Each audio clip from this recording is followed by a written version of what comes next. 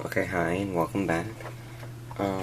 Today I was going to talk about transmitters and another project update on the Mustang. So, I figured out a way to put the body on easier. I used neodymium magnets in the hood body posts, and then I just glued them on, and then it just snaps on. And they're strong enough to keep it on, but not too strong where I can't get it off. I fixed the servo problem that I was having where it was glitching out and would pop out, and it seems to work better now. That's basically it. It's basically finished now.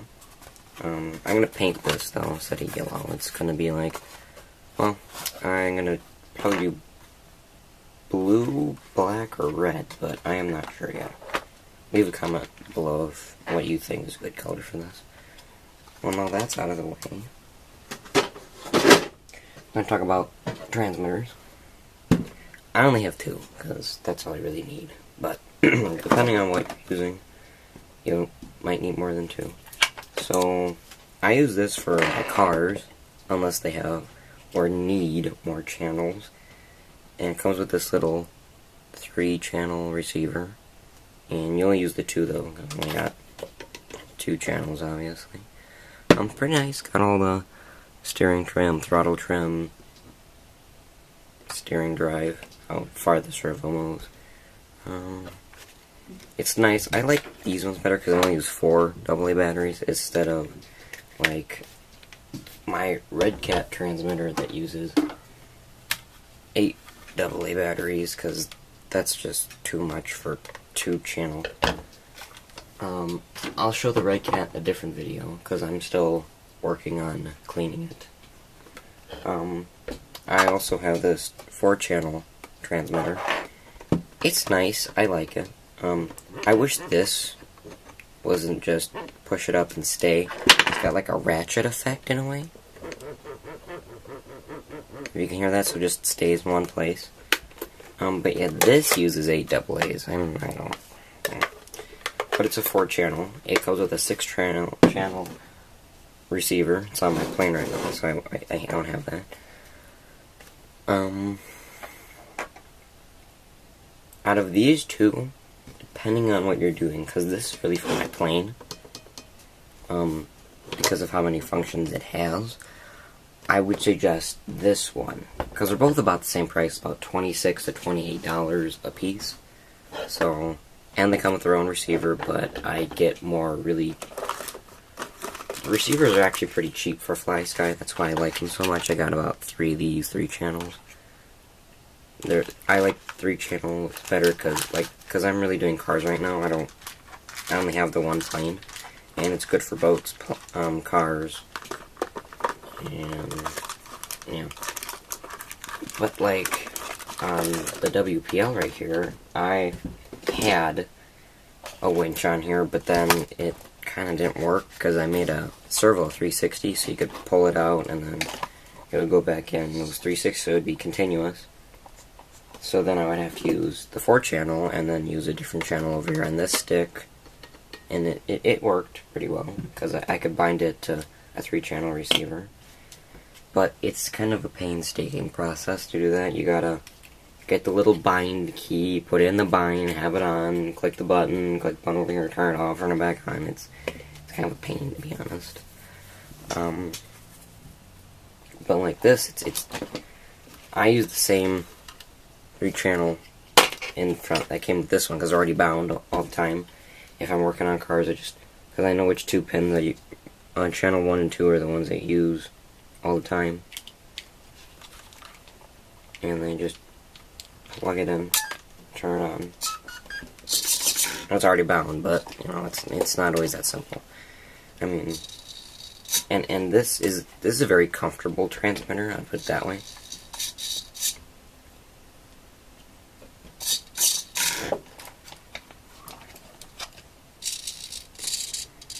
And it's very precise. At least these servos are too, so that's good. But yeah, these are very easy to use, in my opinion.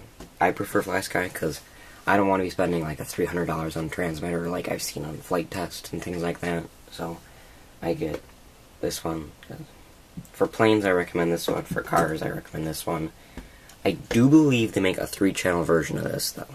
If I find the link, I'll put it in the description, but I think they do. I'm not sure. I think it's got a button on the side or something like that. So, if, like, I know Traxxas has one where you have a sound effect, and you just can switch it, and it turns the sound effect on and off, but if you take that pin out, put a servo in, it can go one way or the other, so you can use it for, like, a winch, or lights, things like that.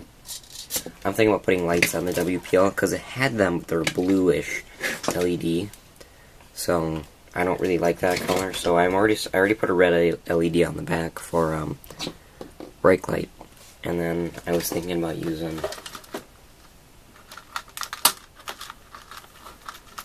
these normal yellowish bulbs you would find, like regular light bulb. But that'll be a different video. I'll take it apart, and then I'll probably just use like rechargeable 18650 and put a pack on there for the lights, and have a switch separately, so I'll have 3 switches on here. Because this one's to turn it on and off. It's just a basic on-off switch. So is this one, but it's for the voltmeter I got on here. I highly recommend these for your cars, because you don't want to get these batteries too low, because then they'll never be able to recharge. But some of them, like the Radio Shack ones that I had this little charge controller that I had to take out if I wanted to use them. And they were this little, like, coin button cell looking thing. And I'm trying to put it in one of these, and I couldn't, and this is the reason why. It's because it gives it like an extra 3 millimeters of length here, and it wouldn't fit properly. So I found out that this is an actual discharge / overcharge protection circuit. But since I already use a smart charger, I don't need this, but I can put this on other 3.7 volt to 5 volt batteries. So it's pretty nice. You just solder on the points. Works pretty nice. Not much to say about those.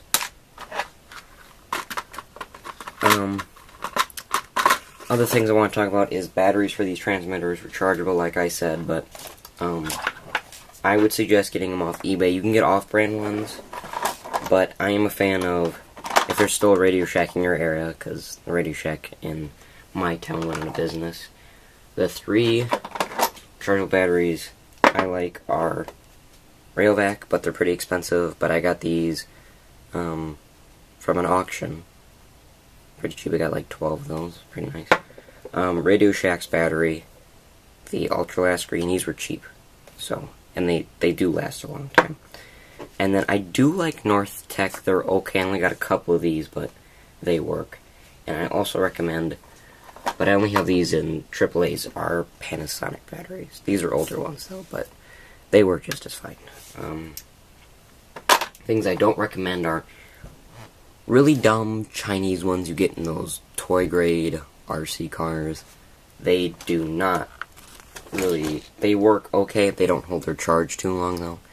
Because they're a NiCad, nickel cadmium, surprisingly. That's an old style battery, even though I got that brand new. And these are all nickel metal hydride, so they're a lot lighter, but they also hold a charge for a long time. You can just use regular alkaline, but I don't like that. If you don't want to buy rechargeable batteries because they're too expensive, I found a way. If you get the little rechargeable battery packs for like your phones, like a house phone, they're usually a AA or a AAA, and you take them out, they don't have a little contact on the top, but if you take a little bit of solder and dab it on there, they seem to work pretty well. I don't know if I have one available right now, but just look here. My pile of junk. Oh, here. So sometimes they're name brand like Rayovac, and sometimes they're off brand like these. You can take off these little contacts. See, these are pretty nice batteries still, and you can charge them in your normal rechargeable AA charger, and they actually work pretty well. I left this in a pack because it's 4.8 volts and it's a good light battery pack that's rechargeable for lights on cars like this. So that's why I keep those. And I use a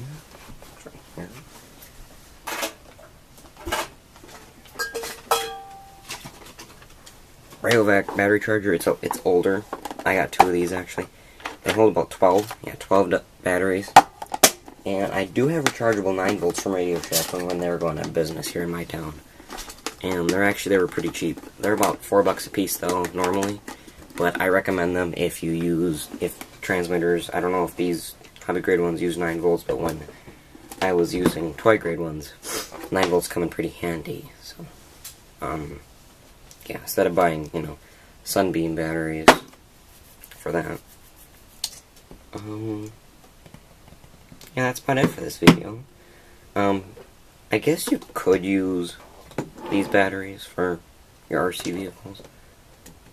I've seen people modify packs, LiPos like this, and they fit them with the connector that goes in there, and then they hide them in the battery compartment. I guess you could do that if you really wanted to, like, because this takes 8 batteries, so it's around 8 to 9 volts with chargeable. See, a LiPo, a 2S fits in there really well, and if you just, like, cut out a corner of this, you could just use that might work for you. It depends on how long you're using it. And to be honest, these things don't drain batteries that fast. I've had to recharge the batteries in this one for about 3 weeks now, so I've been using it almost every day for testing and things like that, so yeah, it seemed to work pretty well. Well, that's it for this video. Next video, I think I'm going to do lights on the WPL, or I'm going to show you some 3D printed models I've made like this. You put your tire in there and it holds it, so you can like paint a rim or something like that. And then I also made these battery clips for these big batteries, so you can use them on other cars. But yeah, that's it for this video.